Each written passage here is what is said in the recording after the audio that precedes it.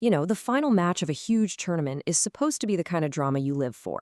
But the AFCON 2025 final, it gave us a twist that literally no one saw coming. A championship that wasn't decided by a golden goal, but by a dusty old rulebook. All right, let's dive into how this absolutely wild story unfolded. So, take a look at this. This is the moment it all went sideways.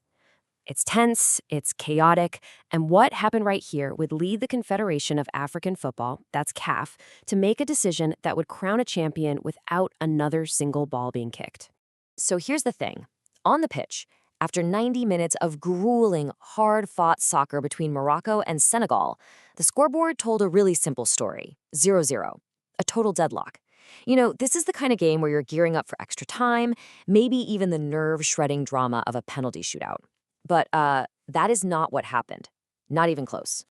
Which brings us to the million-dollar question, right? If the game actually ended 0-0, how in the world did the official records end up showing a decisive 3-0 victory? Well, the answer isn't on the field. It's buried deep inside the tournament regulations. Okay, so let's just get right to the outcome. After the whole thing went through an appeal process, the CAF Appeal Board issued its final and, frankly, pretty shocking verdict. And there you have it. Morocco was officially declared the winner of AFCON 2025. This decision wasn't handed down by a referee's whistle, but from a federation's boardroom, after they reviewed everything that happened in that chaotic final. Now, this wasn't some random decision, like they just pulled a name out of a hat. It was the direct application of very specific articles in the AFCON regulations. So now, we're going to break down the exact rules that led to this historic, and I've got to say, controversial outcome. Okay, so the appeal board's logic was actually pretty direct. They decided that what Senegal did amounted to a refusal to play, which is a clear violation of Article 82.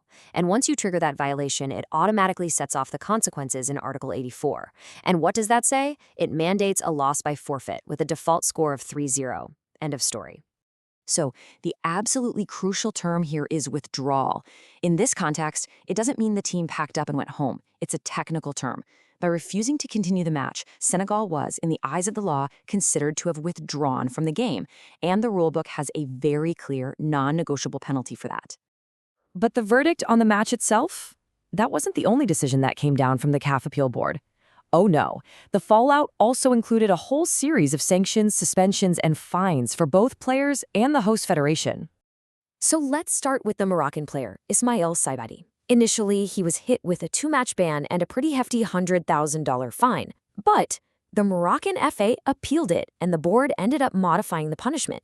The ban was effectively cut in half to 1 immediate match, with the second one suspended, and that massive fine, it was canceled completely.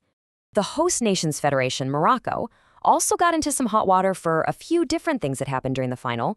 They appealed these as well, but let's just say they had some mixed results. And this table here really lays out the nuance of the whole process. For the conduct of the ball boys and fans using laser pointers, their appeals were partially accepted, and you can see the fines were reduced by a lot. But for interference around the VAR review area, the appeal was just flat out rejected, and the original $100,000 fine stood. So when you put it all together, what you have is one of the most unusual endings to a major football tournament in modern history. This was a victory not of goals, but of governance. I mean, just look at this picture. The scoreboard says 0-0. Players are leaving the field. At this exact moment, nobody knew the final outcome was about to be decided in a boardroom. It's just a powerful visual contrast between the reality on the pitch and the administrative decision that would end up defining the whole championship. So let's just do a quick recap of the key takeaways here. Morocco was crowned champions. This happened because Senegal was judged to have withdrawn under Article 82, which then automatically triggered that 3-0 forfeit loss because of Article 84. And on top of all of that, a whole bunch of sanctions and fines were modified through the appeal process. It all leaves us with a pretty fascinating question to think about, doesn't it? We celebrate athletes for what they do within the rules of the game, but this result was decided entirely by the rules about the game. So it really makes you wonder, when the game is over, but the rules are still playing, what truly defines a victory?